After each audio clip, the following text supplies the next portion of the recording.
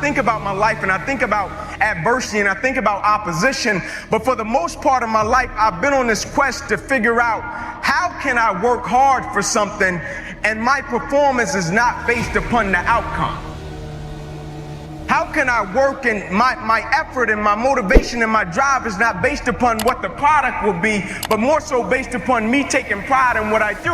And so I came up with this thing called process over product, and I firmly believe the process saved my life. And what I mean by the process, I'm talking about the way I handle my business on a daily basis and the way I go about every single aspect of my life. I live by this thing called empty the bucket. And when people hear it, they think it's a cute slogan, empty the bucket, but what they don't understand, it's an unspoken law, empty the bucket, it's an unspoken law of accountability and responsibility to me on this earth and my existence and everybody that is connected to me. I may be crazy, but I don't know. I just believe that I'm supposed to give everybody that is connected to me the best version of me. I just believe I deserve to give my wife and my children the best version of me. I just believe the people that I'm a service to on this earth, I deserve to give them the best version of me. You see, the thing about chasing a product, and what the product is money. The product is a house, the product is a car. The thing about chasing a product, the product can always change. And if your performance is always based upon the product, what happens when the products change and you don't take pride in what you do? But the thing about loving the process, everybody wants the prize, but nobody loves the process. Everybody wants to be a champion, but nobody's willing to put in the work that it takes to be a champion. Everybody wants to hold up the trophy and say, man, I did it, but nobody's willing to put in the work that it takes to do it. I love the process. I love the thought of working for what I want. And I firmly believe you're never supposed to wish for it more than you're willing to work for it. Your expectations never supposed to exceed your effort. But a lot of people, they wish, and they're not willing to work. And the great thing about life has a funny way of testing all of us and seeing how bad we really want what it is that we say we want. Because the thing I know about people can talk the talk. And people do it very well. But life is going to hit you with a certain level of opposition. Life is going to hit you with a certain level of adversity. And life is going to say to you, you said you wanted it, now let's see how bad you really want it.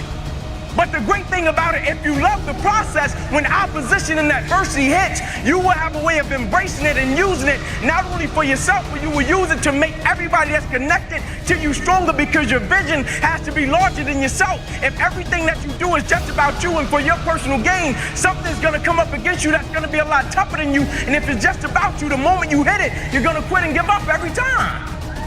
But I believe in giving the backstory, because I think the backstory shapes and molds situations and circumstances. And so I have to give you the backstory of what shaped and molded me into the man that I am today. I'm 29 years old. My mother got pregnant with me at 15 years old. I grew up on the east side of Atlanta, about 5 minutes away from where the Atlanta Braves play, in a neighborhood by the name of Kirkwood. Drugs, gangs, violence, you name it. And I came up in a 2-bedroom home, 14 people. And I used to sleep on the floor. My grandmother, Miss Inky Johnson, she used to come to us and she would say, one night out of the week, you all get the opportunity to sleep in the bed. And so when I got to sleep in the bed, it wasn't like I got the bed to myself and I was like, man, I got the bed to myself. It was 5 more of my cousins in the bed. And so we slept 3 to the foot and 3 at the head. And so as a kid, pretty quick, I had to make a decision of what I wanted to do with my life, because in that same house, I had 8 uncles, all 8 of which are still going in and out of prison till this day because they sold drugs and they were in gangs. And so I looked at it, and it's kind of like that quote that says, learn from the mistakes of other people because you can't make them all yourself. And so I saw them selling drugs, but I also saw the outcome. And so I said, I'm not selling drugs. I'm not joining a gang because I see where that road leads to. Either I'm going to end up dead or in prison. I said, so my best bet may be to go to the NFL. And so I went to my cousin by the name of Tamon. I said, listen, man, I want to go to the NFL. I feel our family deserves a better way of life. Let's work for it. I said, we're going to be patient. We're going to engage in consistent action every night. And so every night we would go out and we would race light pole to light pole in Kirkwood. No shoes. Light pole to light pole every night. And so one night we were getting ready to race, and down the street came a big blue pickup truck. And it pulled over to the side, and out of it got a white guy. First white guy I ever saw in my life. True story. And my uncle Bobo, who just got sentenced to 40 years in prison, he was on one corner. My other uncle Johnny, he was on the other corner. My uncle Bobo took off running and he looked at me. He said, Ink, don't talk to him. Saying to me, that guy has to be the police. Coach Trey walked up to us, nicest guy in the world.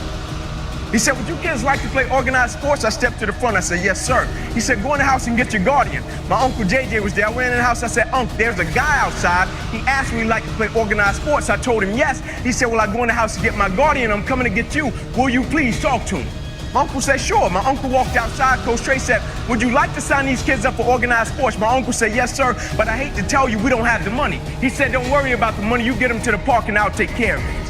That same guy still buys me drawers and socks until this day on Christmas, and I'm 29 years old, and he started when I was 7.